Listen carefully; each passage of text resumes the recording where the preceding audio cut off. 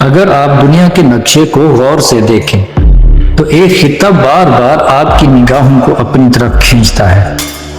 جی ہاں، میں بات کر رہا ہوں ایران کی۔ ایک ایسا ملک جو بظاہر نقشے پر صرف ایک ریاست نظر آتا ہے، لیکن حقیقت میں یہ تاریخ، مذہب، انقلاب، جنگ اور عالمی سیاست کی ایک ایسی کہانی ہے جس نے پوری دنیا کو بار بار حیران کیا۔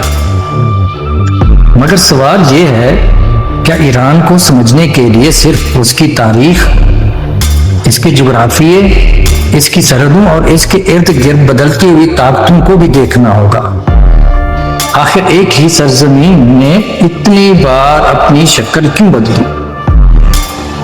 کبھی فارس، کبھی ایران، تو کبھی سلطنت، کبھی خلافت کے زیر اثر، کبھی صفوی تشخص، کبھی قاجار کمزوری، تو کبھی پہلوی جدیدیت، اور پھر 1989 کا انقلاب۔ کیا یہ سب محض اتفاق تھا، یا ایران کی تاریخ میں کوئی ایسی گہری لہر تھی جو ہر دور کو اپنی طرف کھینچتی رہی؟ ایران مشرق وسطیٰ اور مغربی ایشیا کے سنگم پر واقع ہے۔ اس کی سرحدیں اسے ایک ایسا ملک بناتی ہیں جو صرف اندرونی سیاست سے نہیں بلکہ بیرونی دنیا سے بھی مسلسل جڑا رہتا ہے۔ شمال میں ایران بحیرہ خزر کے قریب پہنچتا ہے، جنوب میں خلیج فارس اور بحیرہ عمان اس کی بندرگاہی اہمیت کو بڑھاتے ہیں۔ مشرق میں افغانستان اور پاکستان، جبکہ مغرب میں عراق اور ترکی اس کی جغرافیائی حساسیت کو اور بھی گہرا کرتے ہیں۔ لیکن کیا یہ صرف سرحدیں ہیں؟ نہیں، یہ وہ راستے ہیں جن سے تجارت، فوج، مذہب اور سیاست سب ایران میں داخل ہوتے رہے۔ یہی وجہ ہے کہ ایران کی تاریخ کبھی محدود نہیں رہی، ہمیشہ باہر کی دنیا سے ٹکراتی رہی۔ کسی جغرافیے نے اسے طاقت بھی دی اور خطرہ بھی۔ ایران کی تاریخ ہزاروں سال پرانی ہے۔ قدیم زمانے میں اس خطے کو فارس کہا جاتا تھا، اور یہاں ایلامی تہذیب جیسی قدیم آبادیاں موجود تھیں۔ بعد میں آریائی قبائل وسطی ایشیا سے آئے اور انہی سے میدی اور فارسی قومیں ابھریں۔ یہی وہ بنیاد تھی جس پر بعد میں عظیم سلطنتیں کھڑی ہوئیں۔ ایران کی سرزمین پر ہمیشہ حکمران تو بدلتے رہے، لیکن زبان، شناخت اور تہذیبی شعور کسی نہ کسی شکل میں قائم رہا۔ 550 قبل مسیح کے آس پاس سائرس اعظم نے فارسی قبائل کو متحد کیا اور ہخامنشی سلطنت کی بنیاد رکھی، جسے ایکمنٹ امپائر کے نام سے جانا جاتا ہے۔ یہ سلطنت تاریخ کی عظیم ترین سلطنتوں میں شمار ہوتی ہے۔ سائرس نے میڈیا، لیڈیا اور بابل کو فتح کیا اور ایک وسیع ریاست بنائی جس کی سرحدیں مصر سے لے کر وسطی ایشیا تک پھیل گئی۔ لیکن سوال صرف فتوحات کا نہیں تھا، اصل سوال یہ تھا کہ اتنے مختلف لوگوں کو ایک سلطنت میں کیسے جوڑا جائے۔ سائرس کو اس لیے بھی یاد رکھا جاتا ہے کہ وہ نسبتاً روادار حکمران سمجھا جاتا ہے۔ یہ وہ پہلو ہے جس نے اسے محض فاتح نہیں، ایک سیاسی مفکر بنا دیا۔ دار اعظم کے دور میں ہخامنشی سلطنت اور بھی منظم ہوئی، سڑکوں کا جال بچھایا گیا، کرنسی کا نظام بہتر ہوا اور ایک مضبوط انتظامی ڈھانچہ قائم کیا گیا۔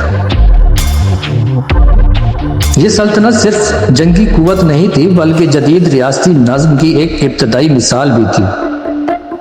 لیکن کیا اتنی بڑی سلطنت ہمیشہ قائم رہ سکتی ہے؟ یہی وہ سوال تھا جو ایران کے دروازے پر یونان کی شکل میں آیا۔ پرشین وار نے دونوں تہذیبوں کو ٹکرایا اور پھر بالآخر سکندر اعظم نے 330 قبل مسیح میں فارس کو شکست دے دی۔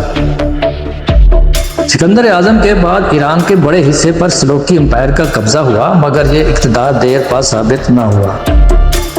کچھ عرصے بعد پارتھی امپائر ابھری جو ایک بار پھر ایرانی اقتدار کی واپسی تھی۔ یہ سلطنت تقریباً 500 سال تک قائم رہی اور سلک روڈ پر اس کا اہم کردار رہا۔ یہاں دلچسپ بات یہ ہے کہ ایران بار بار کیوں واپس آتا رہا؟ کیوں ہر زوال کے بعد ایک نئی ایرانی طاقت سامنے آ جاتی تھی؟ شاید اس لیے کہ ایران صرف ایک سیاسی اکائی نہیں تھا بلکہ ایک تہذیبی مرکز تھا جو اپنے اندر دوبارہ پیدا ہونے کی صلاحیت رکھتا تھا۔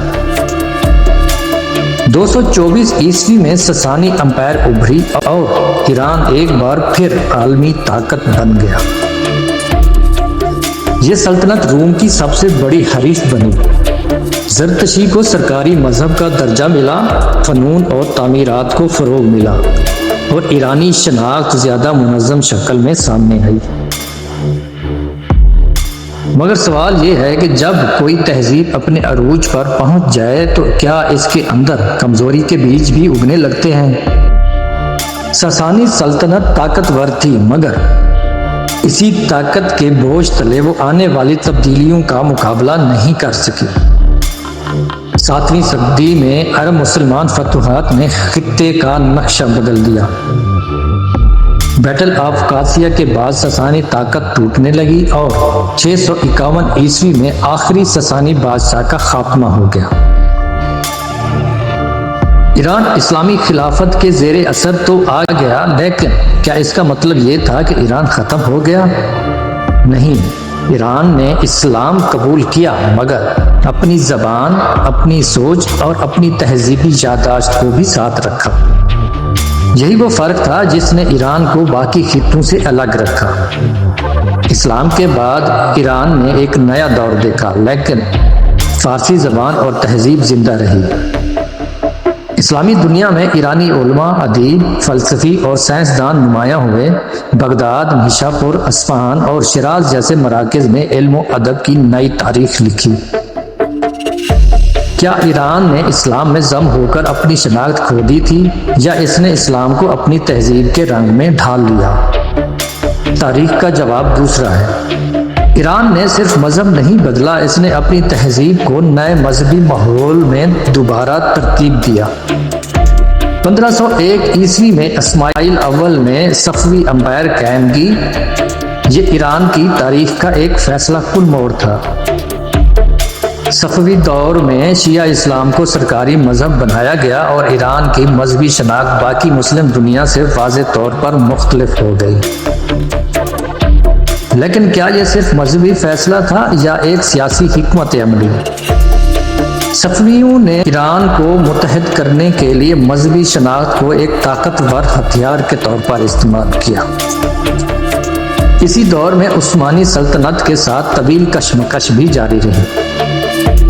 18ویں صدی میں نادر شاہ سامنے آیا، جس نے ابشاری سلطنت قائم کی اور اپنی فتوحات سے ایران کی کھوئی ہوئی طاقت کو واپس لانے کی کوشش کی۔ افغانستان، وسطی ایشیا اور ہندوستان تک اس کی مہمات نے اسے ایک عظیم فاتح بنا دیا، مگر اس کے بعد سلطنت جلد بکھر گئی۔ 1797 میں قجار خاندان کا دور آیا، مگر یہ دور زیادہ تر کمزوری، بیرونی دباؤ اور علاقائی نقصانات کا دور بن گیا۔ روس اور برطانیہ نے ایران پر اثر بڑھایا اور ملک بار بار دفاعی پوزیشن میں آتا گیا۔ کیا ایران کمزور ہو رہا تھا یا دنیا پہلے سے زیادہ طاقتور اور بے رحم بن چکی تھی؟ شاید دونوں باتیں صحیح تھیں۔ 1925 میں رضا شاہ پہلوی نے اقتدار سنبھالا اور جدید ایران کی بنیادیں ڈالنے کی کوشش کی۔ سڑکیں، ریلوے، فوج اور ریاستی ادارے مضبوط کیے گئے۔ باہر سے یہ جدیدیت تھی، مگر اندر سے ایک سوال جنم لے رہا تھا: کیا یہ ترقی عوامی آزادی کے ساتھ آ رہی تھی یا صرف ریاستی طاقت بڑھ رہی تھی؟ پہلوی دور میں سماجی تبدیلیاں تیز ہوئیں، لیکن مذہبی حلقے، سیاسی مخالفین اور عام لوگ سب اس تبدیلی کو ایک ہی نظر سے نہیں دیکھ رہے تھے۔ یہی وہ مسئلہ تھا جو آہستہ آہستہ بڑے بحران کی طرف بڑھ رہا تھا۔ 1970 کی دہائی تک ایران کے اندر بے چینی بڑھ چکی تھی۔ شاہ کی حکومت پر آمرانہ رویے، سیاسی پابندیوں، معاشی ناہمواری اور عوامی ناراضی کے الزامات بڑھ رہے تھے۔ مذہبی قیادت، طلباء، مزدور اور عام شہری مختلف وجوہ سے ناراض تھے، مگر سب کے غصے کا رخ ایک ہی سمت ہو رہا تھا۔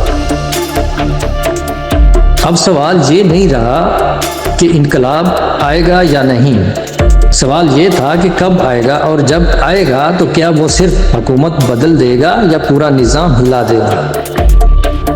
1989 میں ایرانی انقلاب کامیاب ہوا اور روح اللہ خمینی کی قیادت میں اسلامک ریپبلک آف ایران قائم ہوئی۔ شاہ کی بادشاہت ختم ہو گئی اور ایک نیا نظریاتی نظام سامنے آیا۔ یہ لمحہ ایران کے لیے صرف حکومتی تبدیلی نہیں تھا بلکہ ایک مکمل تاریخی موڑ تھا۔ ایران کی کہانی یہی ختم نہیں ہوتی۔